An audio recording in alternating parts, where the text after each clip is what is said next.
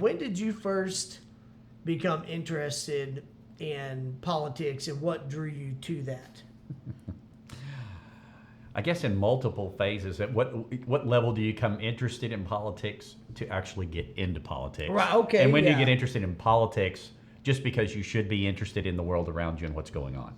Right? Right. I think those are two different times. Very much, I would say, probably. So I had a good friend in elementary, junior high, and high school that his mom was very active in politics. And I would say our family wasn't necessarily interested in politics. I mean, or active in it. We took the idea of voting very seriously. Okay. Beyond that part of it, probably didn't really necessarily take that too seriously. I turned 18. I'm about to tell everybody how old I am, right? I turned 18 May 1st, 1980. Okay. The Super Tuesday primary was the first time I got to vote, and I voted for Ronald Reagan. Well, I had helped on the Reagan campaign, going into the calling booths and calling and helping him get elected because I thought it was important for him, mainly as much because I was always a conservative anyway, and my family were pretty conservative. Right. And moving to the idea of, helping out was, like I told you, my friend's mom that was very active in politics, being over there saying, y'all need to volunteer to go do this. And I'm thinking, I didn't even know this was a thing, right? And so I remember going in to make phone calls on a rotary phone, by the way. Oh, yeah. The first time. And if you don't know what a rotary phone is. Yeah. That's a landline is another word. A landline. Yeah. You'd have a phone bank and you'd walk into a room and there were all cubicles that someone would actually donate the cubicle place to. Oh, okay. And all the phones. And you'd go in with a script that was in paper, not on a computer. And you would go down the questions and you would mark the script. And it would be on a computer printout, and you'd be marking the computer printout of what was the results of the call. So you're basically just calling these people, polling them over the phone and making your and asking them response. questions to get them to the direction of Ronald Reagan at the time. Gotcha. Okay. So it dates back to that far of me being involved. Interested in doing it was a different story because that was much later. Like the next day? Yeah, it was the next day. No, it was funny. I talked about it late in college, and I thought, that'd be kind of good. But I was really focused on wanting to work. And, as my dad instilled in me, very importantly, maybe even overly, was being the provider for the family. Okay. And biblically speaking, that's who we are in our world. That's what God calls us to be as a head of the household. Yeah. Yes. And so I took that part very seriously, that I needed to make sure I was getting a good job, that I was going to be working, I was going to be making money for the family so I could provide for the family. So I went into accounting in college and then became a CPA, and then rest is history. That's what I did until I moved over to operations, and I was CEO of a division, and then, those kind of things. So, and then that was kind of along my work career. I was going along one day, and it's funny, a neighbor across the street was talking to me where we lived 25 years ago. I don't know, 20 years ago maybe. I can't even remember right this minute. Anyway, and he said to me, he goes, Jack, he was talking to me about some school stuff. And he goes, boy, you ought to get into politics. I said, I always thought I would. And I said, I just never did. He goes, no, I think you'd be really good. Now, this guy's a liberal, by the way. Okay. And he, again, knew my politics. I was going to say, he knew you well enough to know. He knew my politics, right? Okay. And I said, I've always thought about it. And I said, my kids are still in school. I said, I'm still traveling a lot. I don't have control of my schedule as much as I'd like. Right. So it's kind of hard. So it was only a few years after that actually somebody at church approached me. Okay. And said, hey, there's probably going to be an opening on the school board. I think you'd be good. I think you ought to run for that. And I said, oh, I should. I said, let me go talk to my wife about that. So I go and talk to Dana, and we kind of had a good conversation about it. And after we prayed about it, talked about it, let it sit, prayed about it some more, talked about it some more, let it sit. And I went, you know what? Let's go do that. Well, that was a little over 13 years ago. Okay. And So that was your first actually move into doing anything Yes. along those lines. Right. Even though you had some desire that Mm-hmm. you just hadn't really put into action yet. Yeah, Since college. and it sounds like, and it's right? funny because the motivation probably was as much as anything as Obama being president, and Okay. seeing what he was doing from a very divisive manner, and leading and not leading the right way, and me thinking, I can't complain and just vote, and I need to actually get more involved. And if you remember, we had a big financial meltdown, which would have been Yeah, like 09, 09, I think. which, yes. okay, so then that means it was 15 years ago. Right, but that was within his first Yeah. year in office. Yes. Not saying it was all Right, tied it wasn't to all him, tied to but him, right. Yes, No, I agree. just for a timeline reference. Yes, and so I went, I'm a CPA, we're having a lot of financial trouble, they're not really going to have the money they need down at the state because of the drop in the values and stuff. So I thought, they could lend my hand, and being part of it, plus, lending, I always feel like from a leadership perspective, the Christian point of view is actually good in public life too. And I think it should go that way. I disagree, yeah. And so I did not have an opponent because the person that was the incumbent after I Okay. signed up dropped out. Huh. And then I had 3 more Your very elections. presence scared them out of Yeah. even wanting to continue. He was a great guy. He was a home builder, and I knew he was under a little bit of stress and trouble because of The housing crash. market, Yes. yeah. I actually at that time worked at a lumber yard that was like a wholesale distributor for house building. So that affected my job too Yes. in a different way, but I remember that very well. So I knew that he would probably be struggling in that same vein. Good Christian guy, so it wasn't that was Yeah. the issue. But I knew that he wasn't really on board with kind of doing it again. He was doing it again because he was serving as he had done before. And so I went, I'm going to go ahead and throw my hat in the ring. And he asked me after we drew names to be in the order on the ballot. We were walking down the steps at the administration building. And he goes, why do you want to do this? And I told him, and I said, I really feel like God's called me to want to do these things. And I said, I had some good conversations. And I said, I'm a CPA and I want to lend my financial assistance to have these tougher discussions because we are having some pretty tough time with the taxes right. And, well, like 2 days later, he just dropped out. And so I guess he liked the answer. Yeah, he probably thought, I'm not going to try to keep you out of office because I like that. Right. And Okay. he was having, obviously the economy was difficult for him. Right. And so then I had 3 more elections that I didn't ever have an opponent. Spent 10 years in, and then the reality is I was trying to retire, and it was hard having the school board and actually my job and trying to hand my job off to retire at the same time. Trying to juggle and mend those things together. And I knew that was a couple of years, and then that was also I saw that there was going to be a little extra work than I had anticipated from the past because of COVID with the schools and everything that was going on with that. And so we had finished that year of COVID well, and to go back, would have been the next year. And I went, and I would have been signing up for 3 more years at that point because I didn't want to go, well, I'm just going to be in for 1 and then leave because I'm Right. I know that people have extenuating circumstances, but I sign up and think that's my obligation. So that's where I am with that. So then I didn't run again, and it was in capable hands. Great people on the school board right now. Yeah. We have a great school board in Birdville. Really. That's really what I was I'm assuming you're talking about Birdville ISD, but I was going to give clarity for the audience. But okay, I was talking about Birdville ISD. Good, great group of people that are on the school board right now. They care about school, care about education, and really want to make sure we deliver a good educational product for the kids in our district. So very cool. Now, prior to this year, had you? I think I know the answer to this, but for me and for the audience, had you ever run for mayor of any city? No. Okay. I thought, as I said, that's the answer that I thought.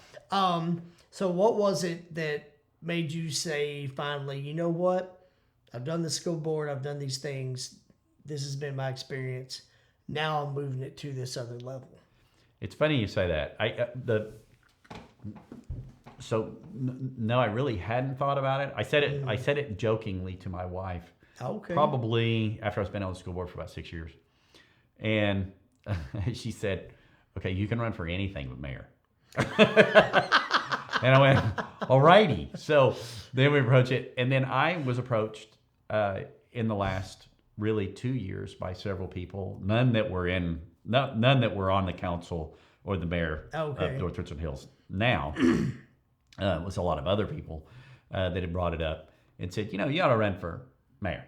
And I said, well, matter of fact, I turned to the first person that said that. And I said, well, if you'd like to have your wife talk to my wife. Yeah, I was about to say, go talk to Dana about that, and then we'll move on. Yeah. I said, we've kind of not gone in it. And she really wasn't as strict about it as she was just making a comment. Yeah, but she just was like, you can do anything but that. Yeah. So, happy wife, happy life, if y'all don't know what that means. True that, folks. And I've been married for 37 years, so almost 38. So it's been a while. It's been a minute. And so after Dana and I talked about it, really, and that was a kind of a 2-year window for Dana and I. Okay. To go through the idea of this. And we really did pray about it a lot. And I kept running from it.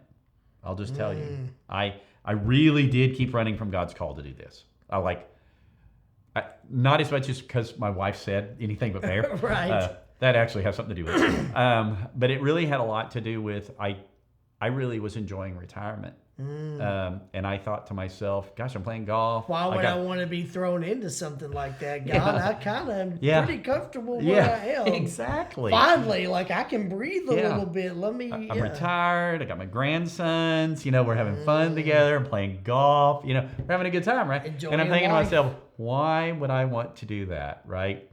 And then there was some medical problem. I was going to do it. I was kind of walking down that path just a little bit. Okay. And then my youngest, who was pregnant, was having some medical problems, and was going in and out of the hospital with her pregnancy. And I told him, I said, no, I can't do it. Right now is not the time. Well, and then we were doing a book study with Danny Kuntz runs on Wednesday mornings, and there was a book by A.W. Tozer. Oh, yeah. And we're reading it, and he says, you can tinker with your salvation and your path all you want. But either you believe God's got it or you don't. Right. No, I'm reading it that morning as I kind of made that decision to say, well, I wasn't going to run. I'm reading that and going, really? Why not show up today? Yeah. And I remember going through, and then there was another thing that just followed up, that God was like taking a bat to me and saying, well, you know what he was doing, Jack? What? Same thing he did to you when you were 12. He was knocking. Yes. He was pounding. This is very clear as I'm listening to you tell me this. Mm-hmm. He was calling you to something. And even though you were like, I'm comfortable, I'm going to go over here. Jack, here's the path I want you on. Yeah. I'm going to keep pounding. Mm-hmm. I'm going to keep knocking. Mm-hmm. You need to seek. You need to heed my calling. Because I'm going to keep pounding on your heart. And he did. And he did hard. I mean, and he said, look. He said, I'm taking care of your daughter. Yeah. And you need to do this. Wow. Yeah, no. I jumped in. Yeah, there you go. Sorry, I always get a little emotional about stuff. That's okay. God created us to be emotional beings. It's okay to feel these things and to feel them deeply. But yeah, that's amazing, because it just speaks to how God creates us for a purpose. We don't always know what it is. We don't always we get these ideas sometimes that we're going to plot our lives out, and God put something on you, and I won't go to extensive detail because I've talked about this in a previous episode. If y'all didn't see it, there's an episode earlier this year on the channel, episode 4, entitled My Calling. You can go back and watch that, and I can fill you in on some details, but basically I did the same thing. When I felt like when I began to pursue an acting career, it's not something I grew up wanting to do.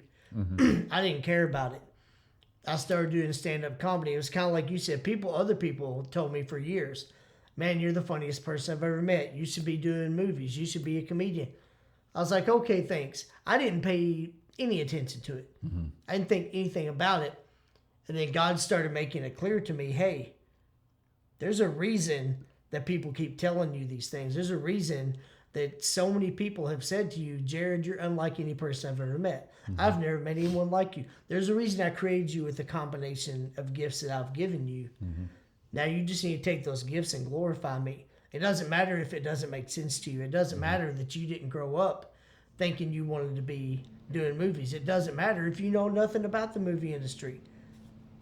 You don't need to know all that right now. All I need is your obedience. Yeah. Jared, I'm telling you, like, this is part of what I've created you to do. Now just trust me and follow me. Stop asking me, well, how am I going to do this? I don't know the movie business. I've never done this before. I've never done that before. I live in a one-stoplight town in Kentucky. I felt him telling me, I know all those things. I'm calling you to this path. You just need to say yes and start walking. Right. So I said I wasn't going to go into detail. I kind of did. There's more details to it, but I know exactly what you're talking about because I sort of ran for it too.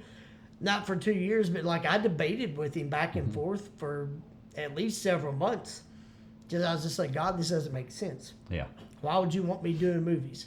Like, it was just so foreign to me because at that time I had never met one single human being that had ever done anything in the movie industry. Yeah. So I was like, that's a completely different world. It made more sense to me to play in the NFL. Not that I thought I was going to, but on some level, I was like, I at least know the game of football. Yeah. I have at different times carried a football and tucked the point here and the point here and know how to hold it to my body and switch hands if I need to or stiff arm or hit you with the shoulder and run and score touchdowns and break tackle. Like, I at least knew how to do that, at least on some minor level, not the NFL level.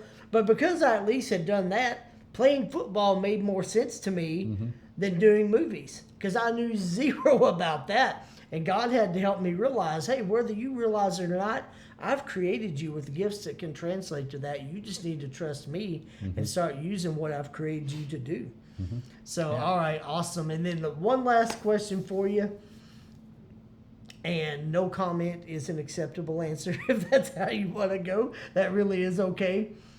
But you're very early now in your campaign. I don't think I said this on camera, but congratulations thank you. on being elected mayor. I was going to say that earlier, and I don't think I did it yet. I've told you in person before, but on camera, officially on the channel, congratulations for winning mayor of North Richland Hills.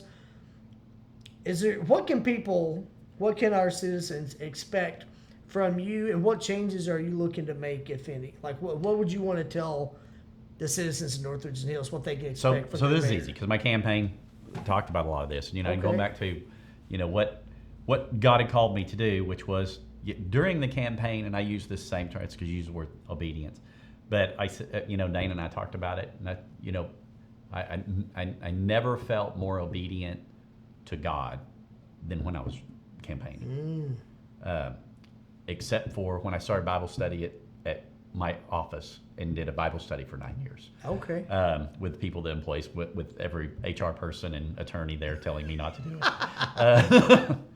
Oh well. Hey, y'all don't have to like it. Here's what we're doing. Yeah. Okay. But the reality is we have a lot of great people at North Richland Hills. I think the city's a great city, but a lot of the people that work there are actually great. We've got a great staff there. Right. And I think one of the things that had been drifted away while, and I'll tell you, going door to door, formed a lot of the platform, right? Okay. And I had a consultant and people giving me this same advice and saying, you need to go door to door for a little bit to find out what the platform is that you really want to say. I know what you've said, but tailor what you've said to the words of people that live there. And I said, great. I said, that'll be good. So it was really good. So it was listening to people was very important. I want to continue to do that, and I want to bring the people a little closer to what's going on in the governance. Transparency. I think there was a little bit of, and has reached that. I'll just tell you, we already did the work sessions where we're streaming them online and posting the recording online for people to see them. Okay. That was a big thing that people wanted. They said, we have to get up there to see it. Now, I was advised in that very first meeting that I was in, they said, well, and I'll just tell you, I'm going to give you the paraphrase of what I said, is that people really aren't smart enough to know what we're saying out there. So we need to be careful about letting them see it while the sausage is being made. And I'm thinking, I would much rather people see what the sausage is being made to know our heart more in the conversation. They get there, right? So if they know that we're struggling with something, and somebody goes, well, I'm going to vote for that, but I struggle with this way, we talked about of change. I said, I think being transparent is never a wrong thing. And if you don't like what I've said, don't vote me out of office. I mean, I'm here to serve God, not here to serve people. And that's just being genuine to who God called you to be. Right. Like, if you don't agree with me, if you don't think I'm the right choice, don't vote for me.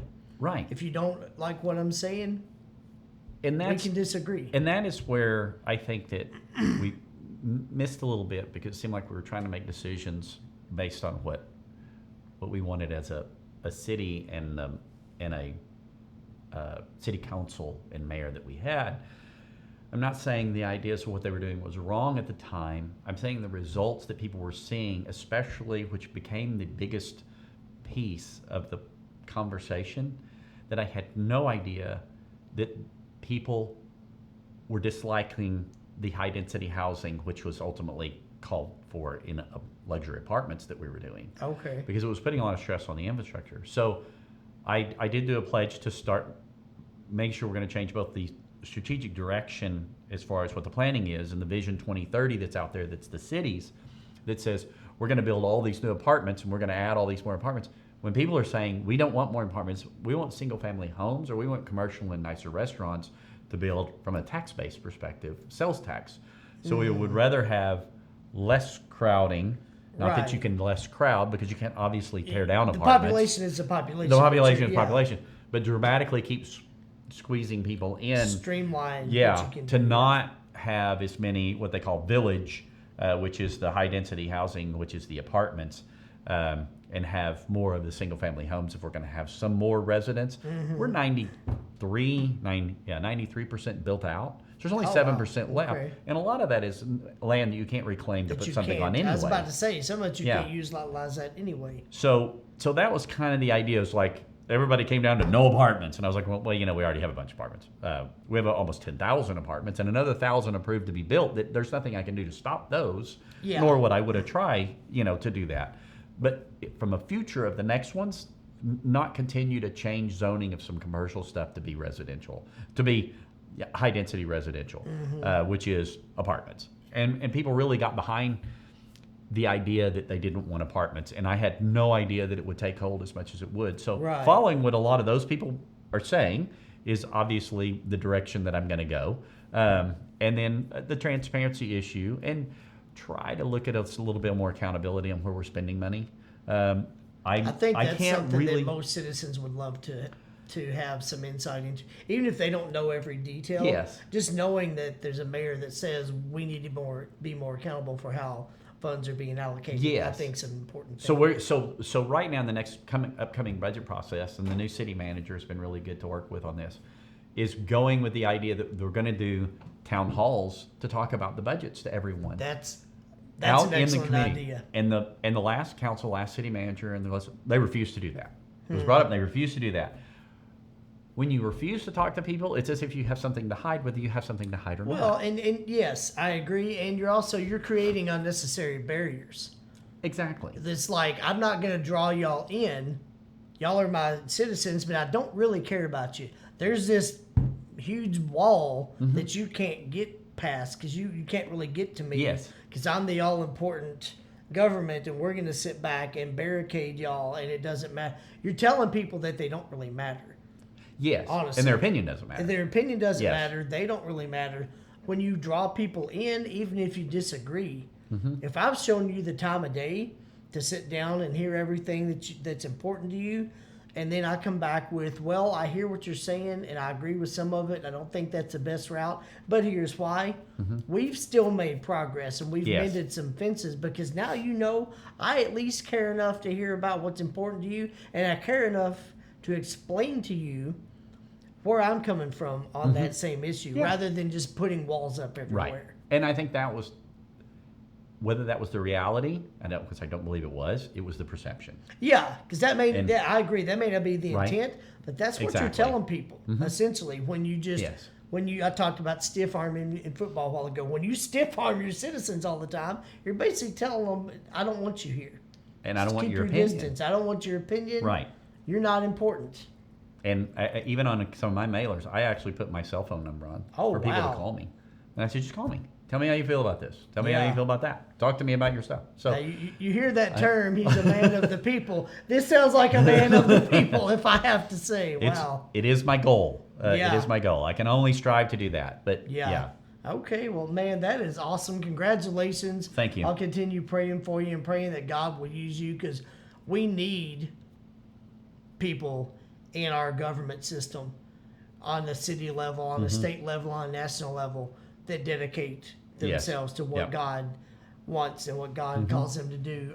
So we need more people like that. We need people that are going to say, this is a calling I tried to run from, and here's what God wanted, and I'm going to uphold him with how I conduct myself. So, whether we see in a few years run for government or president one day with Mr. McCarty, time will tell. We're going to Don't wait and count see on on that. that. Well, thank you all so much for joining us today. Thank you so much, Thank Mayor you. McCarty, for being here. If you liked the video, you can actually click the like button to show that you liked the video. If you have not already done so, please subscribe to the channel. It will enable me to continue to bring you this type of content as well as lots of other types of content. So for Mayor Jack McCarty, I am Jared Johnson, the Jared J. Thank you all so much for stopping by. I hope you all have a great week, and I hope I see you again real soon.